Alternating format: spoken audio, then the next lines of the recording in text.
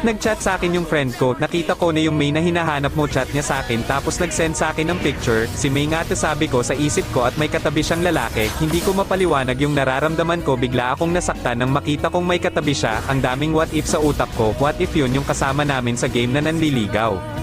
What if sila na pala, what if crush niya yung lalaki at kung ano-ano pa.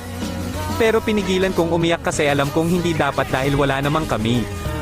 Kinabukasan nag-online ulit ako sa ML at playing ulit sila ng classmate niya tapos niyaya niya ako. Kaso tumanggi ako at naglaro na lang ako mag-isa, umabot ng 3 buwan na hindi ako nakikipaglaro sa kanya at nasanay na rin ako mag-core.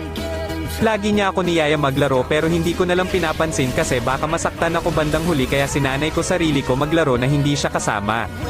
Tapos tinanong niya ako ba't daw hindi ko siya pinapansin, umiiwas daw ba ako sa kanya or kung may galit daw ako sabihin ko hindi yung ganito. Pero hindi ko pa rin pinansin yung chat na at nasanay na ko maglaro mag-isa.